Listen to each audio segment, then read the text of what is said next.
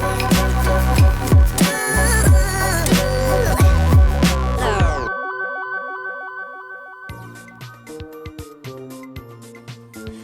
day, everyone. I hope you're all doing great.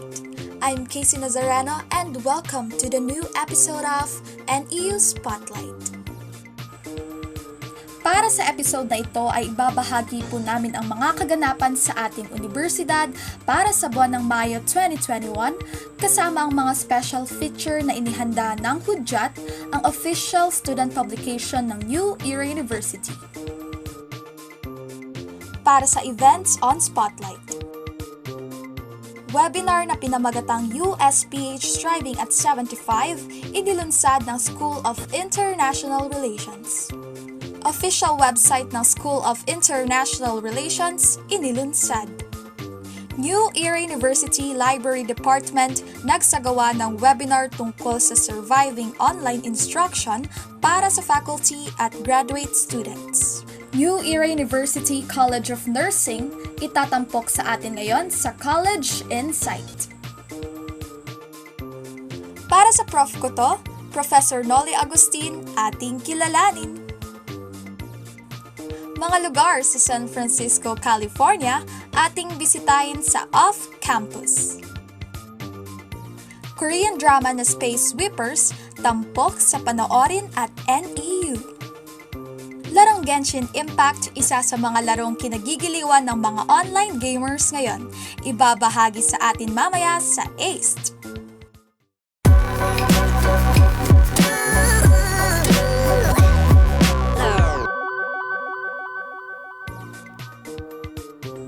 Webinar na pinamagatang USPH Striving at 75 inilunsad ng School of International Relations.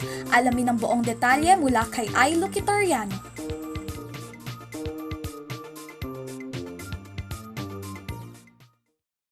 Pinangunahan ng New Era University School of International Relations ang isang webinar na pinamagatang USPH Striving at 75 na kung saan ay pinagdiriwang ang ika-75 taong anibersaryo ng diplomatic relation ng United States at ng Pilipinas.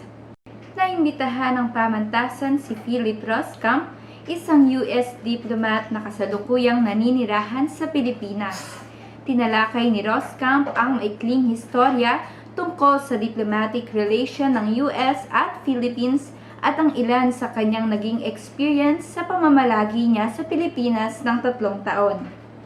Nabanggit din niya na huling taon na niya sa bansa, kaya't laking pasasalamat niya na naging makabuluhan ang kanyang mga huling nalalabing araw bago matapos ang kanyang termino sa bansa.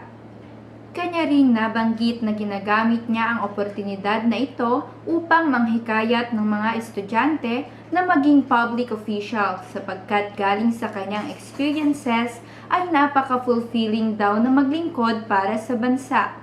Matapos ang introduksyon, tinalakay niya ang mga goals ng US para sa bansa at tinalakay ang mga isinasagawang hakbang ng US bilang pagsuporta sa ating bansa. So this is our constellation, and there's nothing secret about it. We've got 4 goals that we work towards in the Philippines with our Philippine partners, be it with the national government, be it with LGUs, be it with civil society. We want to top left corner, so that's former Ambassador Kim signing a deal for the national broadband program with Secretary Tugade at the time. So one of our goals is to expand trade and investment opportunities, so an economic goal.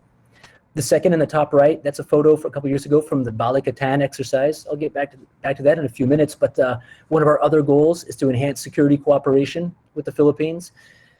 Bottom left one, that's one of our goals is to work on good governance and transparency, democracy and human rights.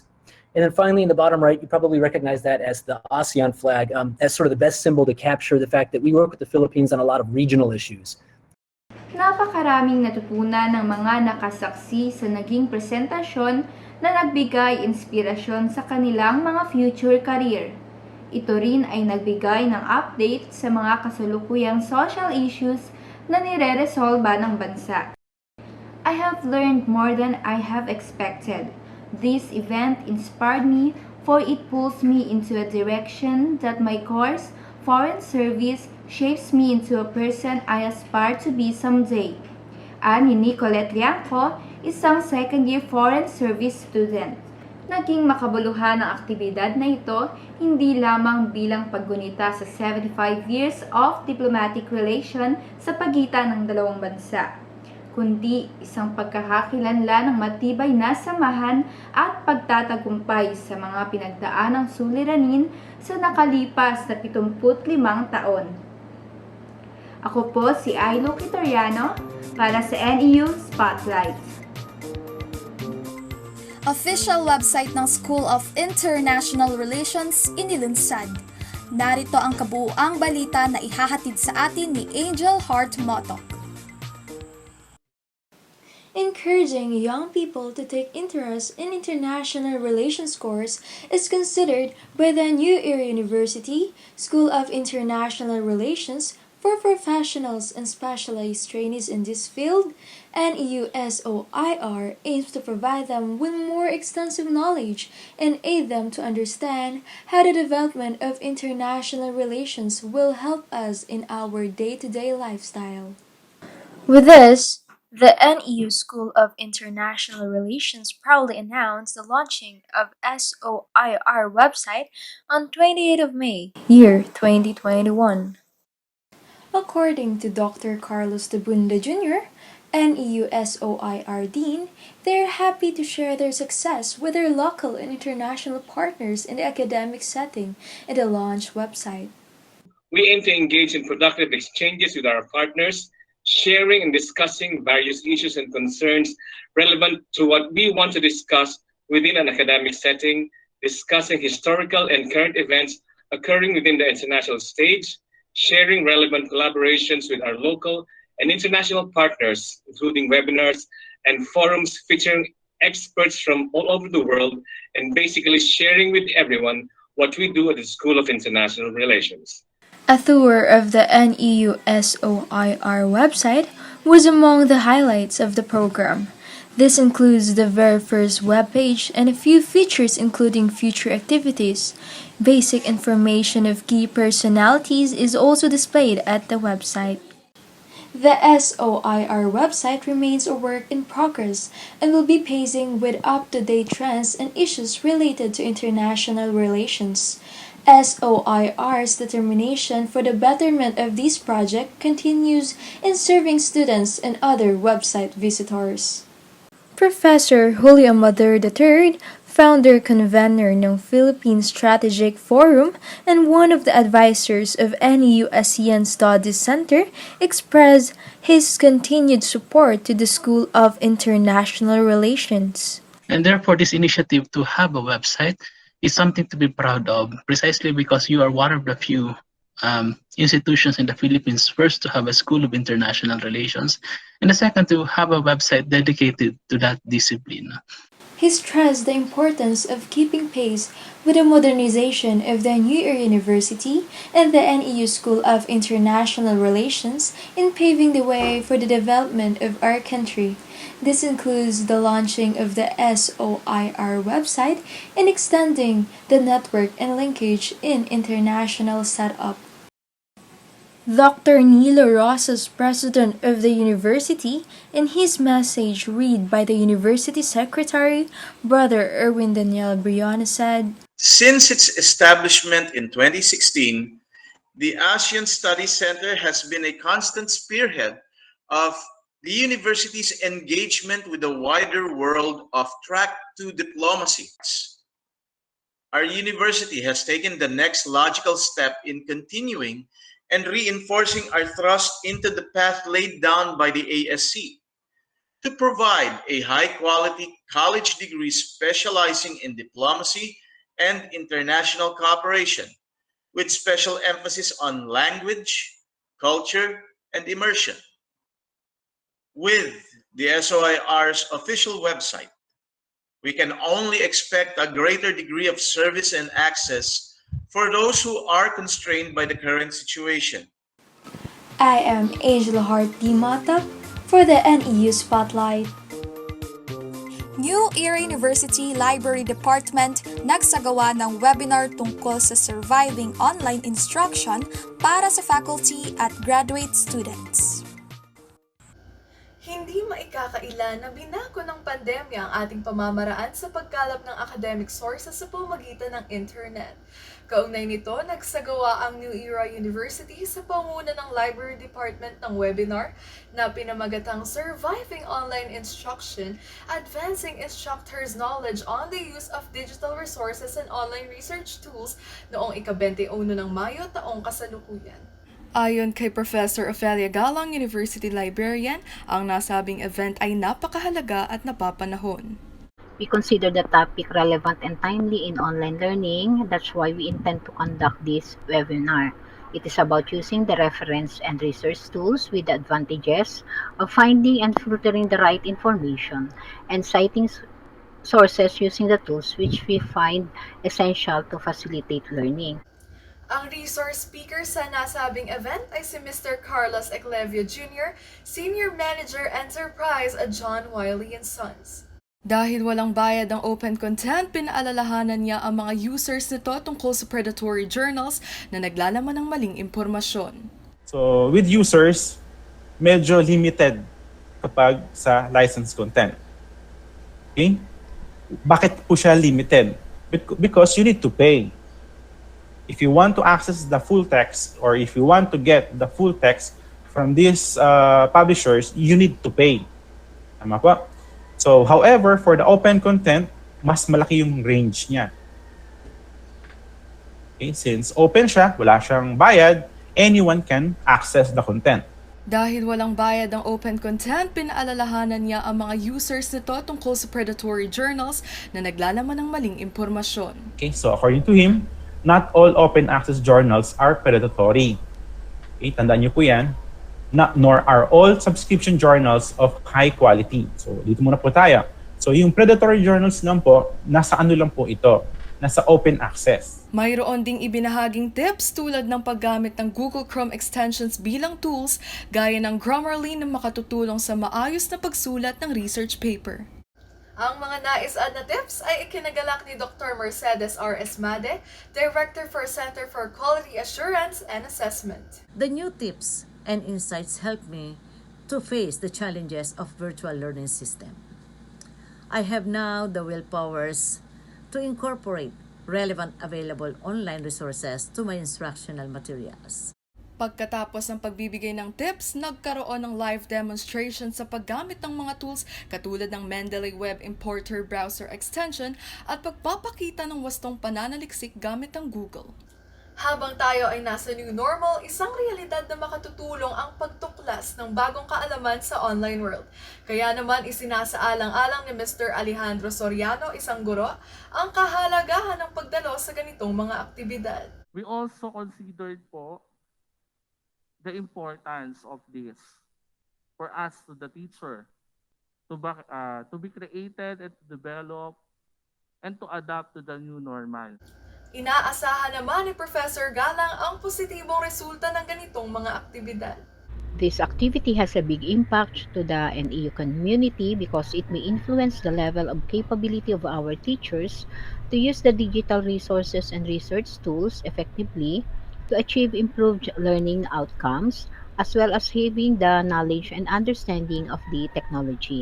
Ngayong new normal, inaasahang makatutulong ng malaki sa mga instructors ang paksang tinalakay bilang suporta sa paghahatid ng mahusay na online instructions.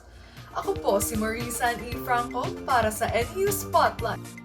Para sa College Insight, New Era University College of Nursing, itatampok sa atin ngayon ni Ergin Esconia.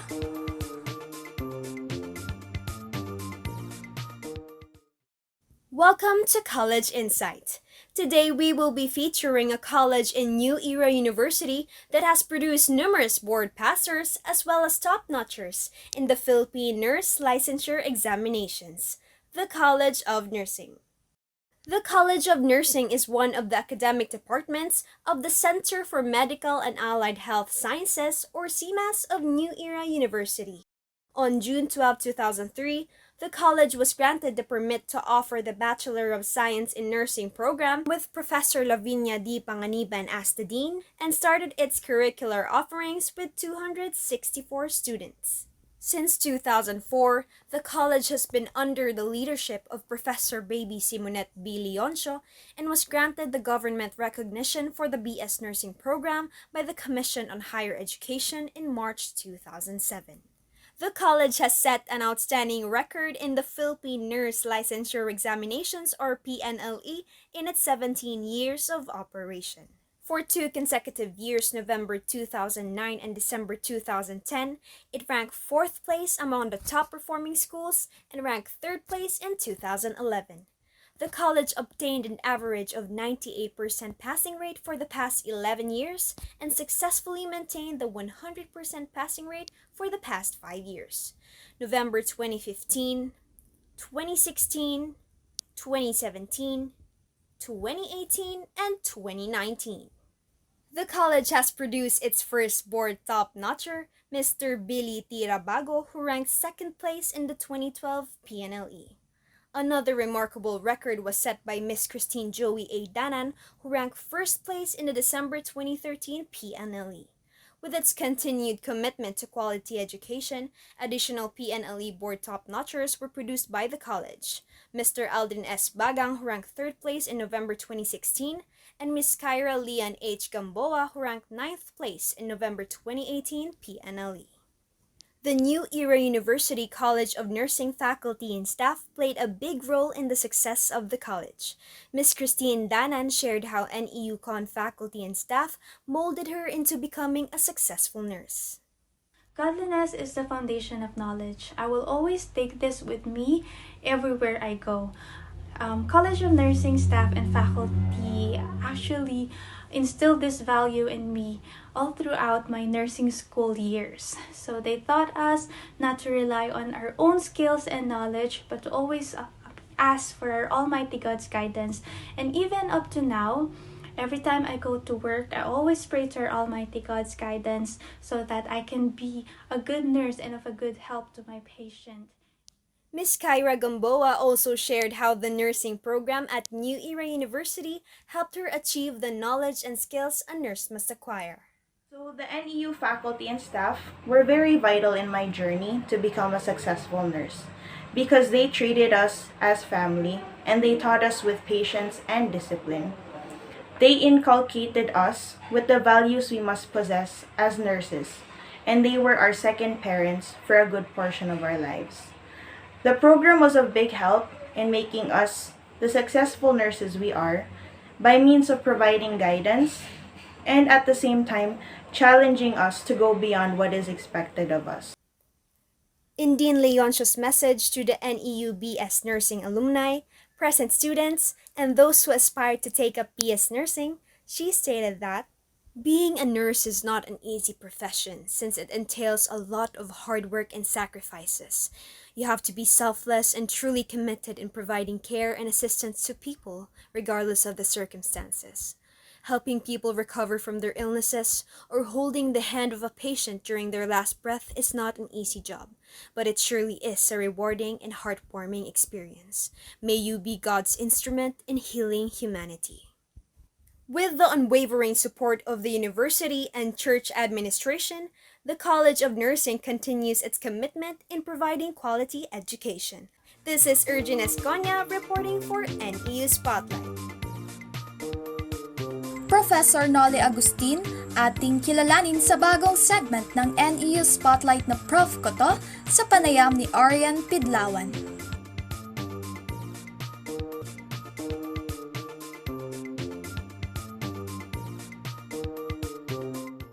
Si Professor Manolito M. Agustin o mas kilala nating Gaspadin Noli Agustin ay isang Russian language professor sa School of International Relations ng New Era University. Professor Noli took up fine arts in Moscow University of Industrial Design in then USSR. Naging isang digital artist din si Professor Noli, isang demo artist sa Malaysia at naging facilitator sa Dubai. And that's when he realized that teaching is also his passion and became the first Filipino animation teacher in Dubai, UAE in 1999. Ayon kay Prof. Noli, noong bata pa lamang siya ay mahilig na siyang mag-drawing.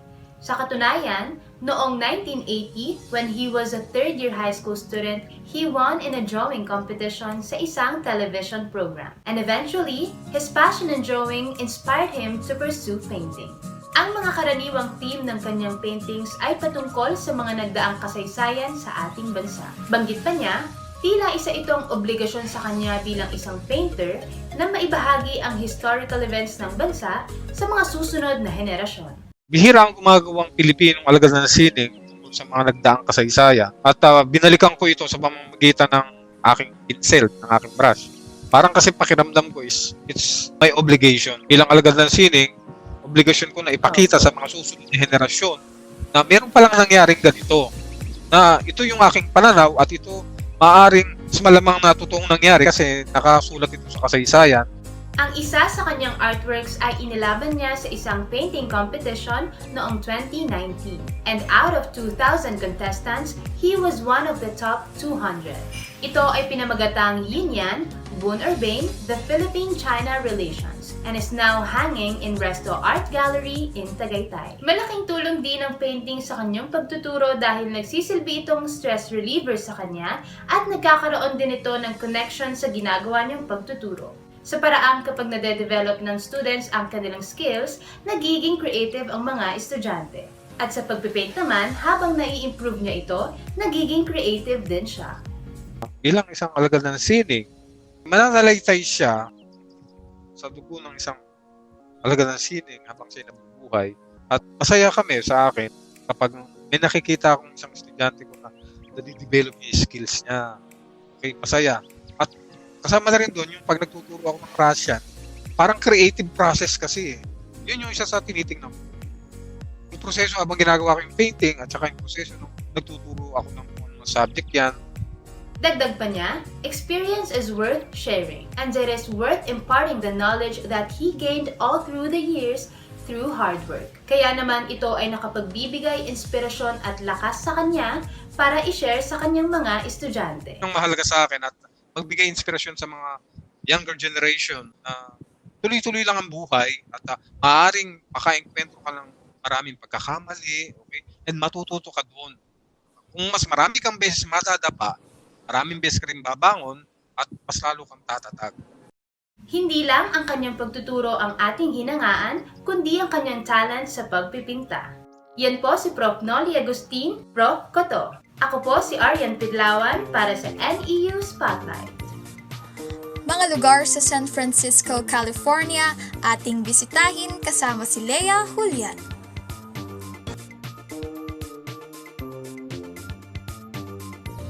Hi everyone! Let me take you on a trip around San Francisco, California. Welcome to San Francisco, America's second most heavily populated city, second to New York City. I'm going to take you on a personal tour of some of the city's most famous attractions. San Francisco is a beautiful and exciting city on California's central coast, about 350 miles from Los Angeles.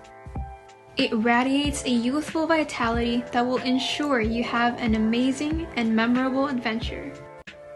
The city welcomes you to visit trendy streets, elegant buildings, beautiful parks and gardens, and appreciate a liberal, peaceful lifestyle on the north side of San Francisco Peninsula.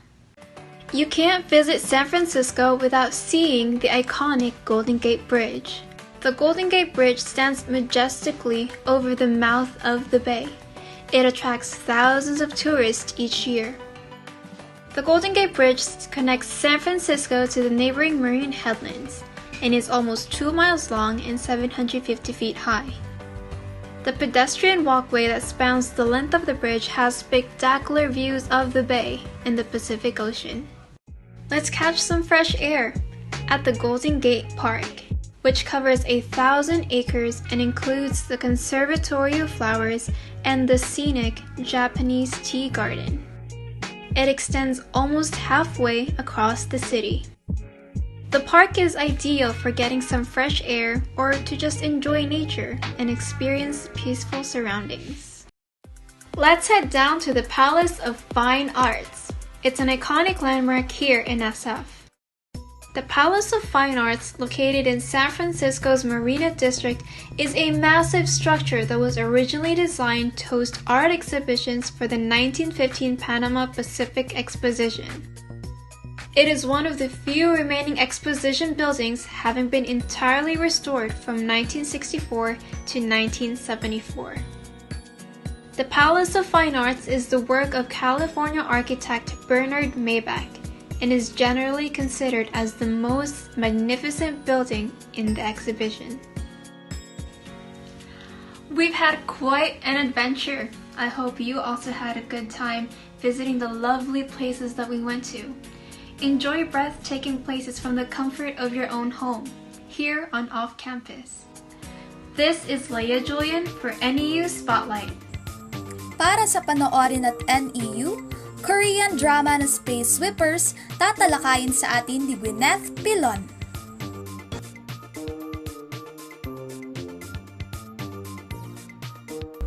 What is up, everyone? Welcome back to another movie review here on NEU Spotlight, and today we are going to feature a Korean movie that dominated the Netflix charts in 80 different countries upon its premiere and was able to garner the #1 spot on 16 countries including the Philippines. It is also the first movie of this Korean actor after the series that was considered as one of the best K-dramas where he played the role of a soldier.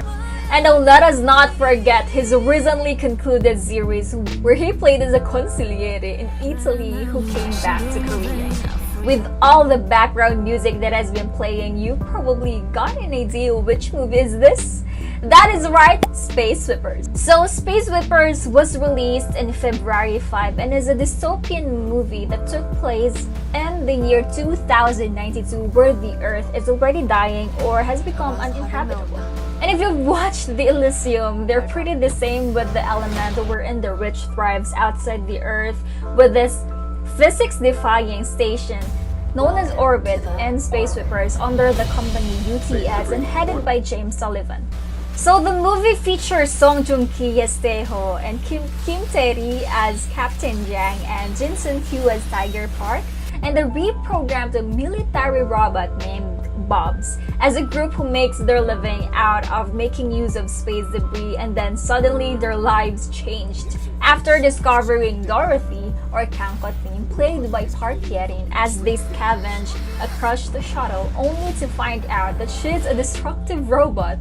Or is she? So, as a science fiction geek myself, I was very ecstatic when I heard about the movie and of course the actors that will take part. So I immediately checked out its trailer and I was amazed with how they worked with the cinematography and the CGI, and there's no doubt that they really worked to create such a masterpiece, and they did not feel like that. Since ambitious as it may seem, they were able to be recognized as the first Korean space set blockbuster. The characters in the movie are very relatable. Of course, a lot of them go through an unfair share of struggle since our ragtag group live off of other people's orbital junk to be able to sustain their life outside of the Earth. They live in this spaceship named Victory, made out of a lot of junk, and basically just try to survive like everybody else. So just like a lot of dystopian films, it depicts how the social hierarchy works, wherein the rich lives and the poor dies. Space may never look like this, but gear up and let Space Sweepers defy the gravity at the comforts of your home. Thank you for tuning for this month's movie review. This is Gwyneth Jewel Espilon for NEU Spotlight. Para naman sa EXTRO, larong Genshin Impact, isa sa mga larong kinagigiliwan ng mga online gamers ngayon. Ito ang ibabahagi sa atin ni Ms. Rak Mangubat. Noong simula ng nationwide lockdown dito sa Pilipinas, ay kani-kaniya nang hanap ang mga kabataan na paglilipasan ng kanilang mga oras. Marami sa atin ang nanood ng K-drama at TV series. Ang iba naman ay umubos ng maraming anime. At ang iba ay nagbukas ng kani-kanilang computers at devices upang maglaro ng online games. Pero nasubukan nyo na bang maglaro ng isang online game na para bang anime din? Kung hindi pa, welcome sa Genshin Impact.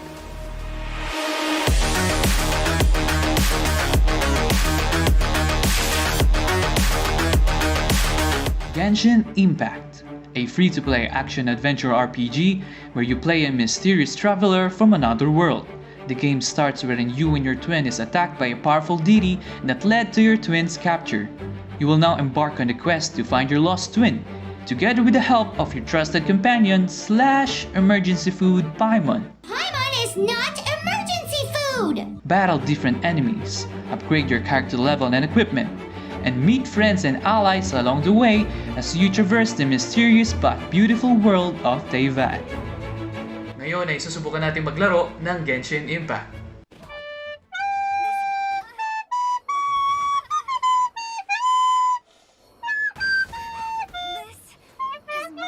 Ayos, mukhang magaling pala ako dito eh. Ngayon ay sasamahan tayo ng ilang estudyante sa NEU upang magbahagi ng kanilang insights tungkol sa Genshin Impact. Ako po si Mark Elizar Toclayan, second year student po from College of Communication.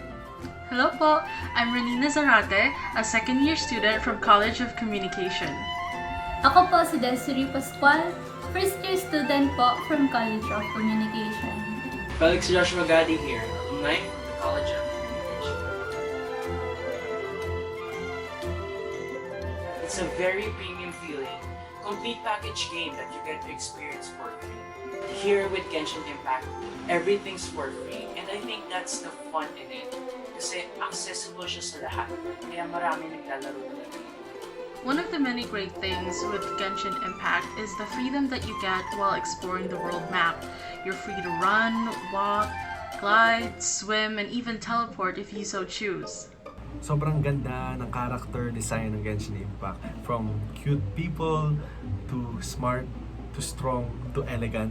Nandito lahat, and yun yung isa sa mga nagpa-stay sa akin sa paglalaro nitong game na to. And ang daming weapons na pwede pagpilian sa Genshin Impact. Nandito yung Catalyst, nandito yung Claymore. Pero kung gusto mo fast-paced, nandiyan yung sword, yung pole arm, at saka yung bow.